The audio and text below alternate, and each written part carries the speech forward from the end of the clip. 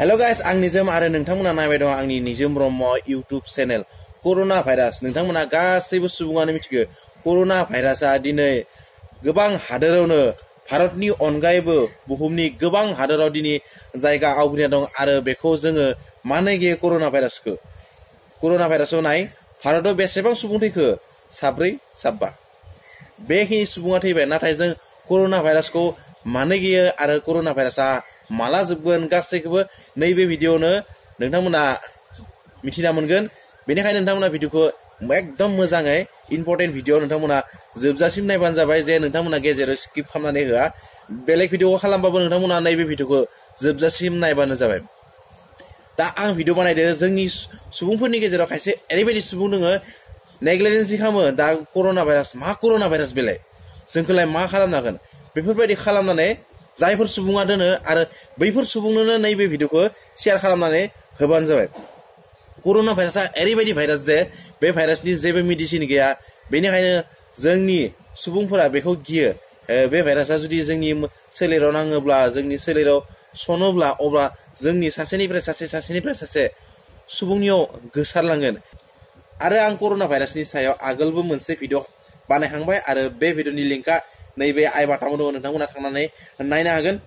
नोंथांमोना मिथिखागौ चाइनानिफ्राय फैनाय बे बेरामा गोबां खहा खालामदो जोंनि बुहुमाव आरो बे बुहुमाव खहा खालामनाय जाहोनाव दिनै गासैबो हादोरानो बे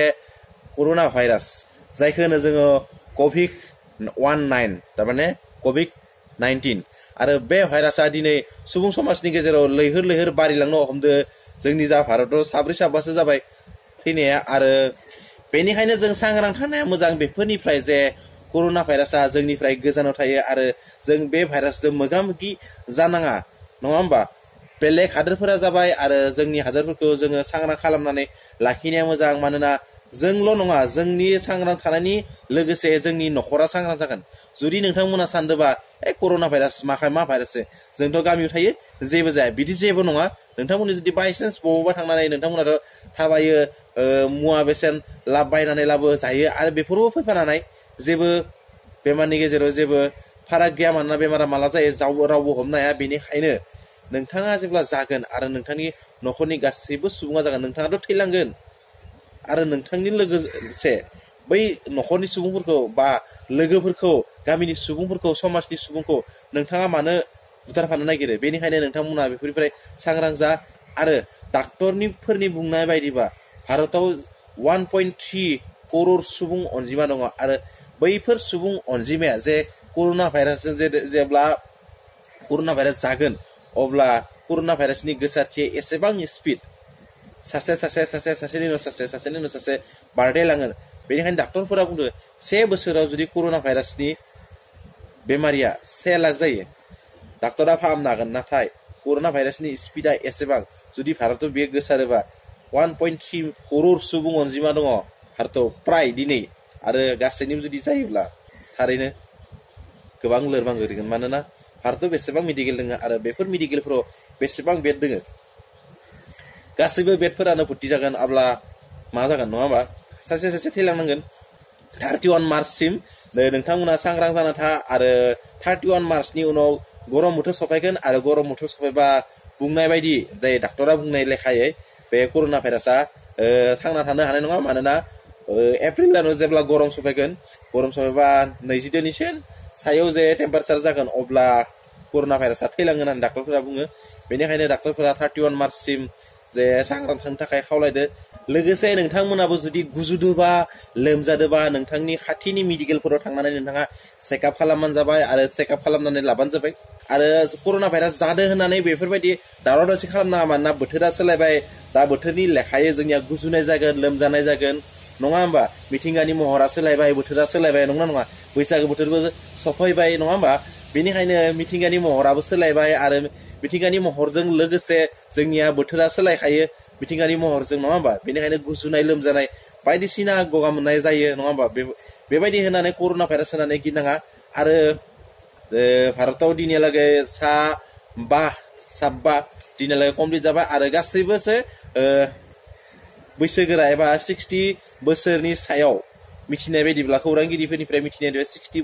इयारनि सायाव जानाय सुबुंफोरासो जिउ गोमादो बेनिखायनो 60 बोसोरनि सायाव जायफोर सुबुं आंनि भिडिअखौ नायबाय थादो नोंथांमोना बे बेमारनिफ्राय सांग्रां जानानै था मानोना नोंथांमोना न'निफ्राय ओंखारनाया मोजां बा लोगो लेवाफोरजों थाबायानो गाहाम मानोना नोंथांमोना मिथिखागौ जुदि निउस नायदोबा दिल्लीया दिनै दा क्लोज खालामना होदो बन्द थांनाय फैलाय आरो 144 थाराबो लागायनानै होदो नोंथांमोना जुदि दा नैबे सिटुएसनाव आंनि भिडिअखौ नायबाय थादोबा दिल्लीयाव सा 10 सुबुंनि बांसिन सुबुं बा ज' जानो हाया दिनै बेनिखायनो 144 थारा लगायना होदो आरो बे गासिबो कर'ना भाइरासनि थाखाय आरो बेखौ होबथानो थाखायनो बेफोरबायदि खालामनानै जादों नोंथांमोनाबो बेनि सायाव नोजोर हो आरो जानाय लोंनाय आरो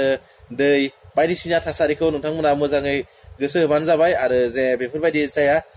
आरो मैया मा फेसबुकाव मोनसे भिडिअ भाइरेल जादोंमोन कर'ना भाइरासखौ होखारनो थाखाय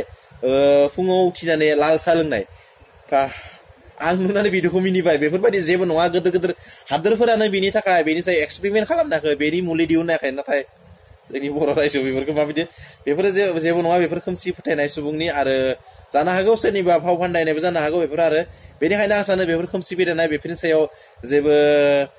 বিশ্বাস लाखिनाङा आरो बेफोरबायदि खालामनाङा आं आसा खालामो बे कर'ना भाइरासनि जे जोंनि साइन्टिस्टफोरा नांगासिनो दङ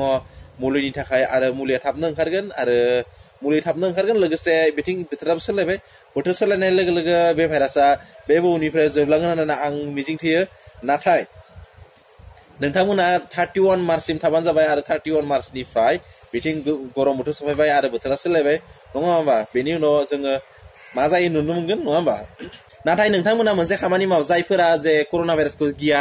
कर'ना भाइरासआ मा बेखौ जोंलाय मा खालामनांगोन बेसो बिथांमोना आरो बिथांमोननो नोंथांमोना नैबे भिडिअखौ शेयार खालामना हो मानोना बिथांमोननि थाखाय जों थैनो साना आरो बिथांमोननि थाखाय गासैबो न'खरनि सुबुंफोरखौ थैथो बा न'खरनि सुबुंफोरा बे बेमाराव गोलैथो होननानै जों साना मानोना बिथांमोननि बेफोरबायदि गियिनि जाहोनाव जेराव एराव थांनानै माया बि जादलागोन आरो जुदि बायसेन्स जुदि जायोब्ला न'खरनि गासैबो सुबुङानो बेमार गोलैगोन गावबोथ' थैगोन आरो न'खरनि गासैबो सुबुंखौ बेमारि खालामनानै गालांगोन आरो बुथारजोबलांगोन नङा होमबा बेनिखायनो जायफोर सुबुङा कर'ना भाइरासखौ गिया होननानै बुंबाय थायो आरो गोग्गामारिबाय थायो बिथांमोननो बे भिडिअखौ शेयार खालामबानो जाबाय आरो बेनिफ्राय सुबुं समाजखौ रैखा खालाम आरो सुबुं समाजनि सायाव नोजोर लाखि आरो समाजनि सायावबो खामानिफोरखौ मावबानो जाबाय बेफोरनिफ्राय सुबुंफोरखौ बादा खालामबानो जाबाय माना खालामबानो जाबाय जे बेफोरबायदि जाथाया जाया आरो बेफोरनिफ्राय मोगा मोगि जाया जियानो जा मानो नोंथांमोना भिडिअखौ माबायदि मोनखौ जुदि मोजां मोनदोंबा लाइक खालाम शेयार खालाम आरो गोदाननि फैदोंबा चेनेलखौ साबस्क्राइब खालामबानो जाबाय।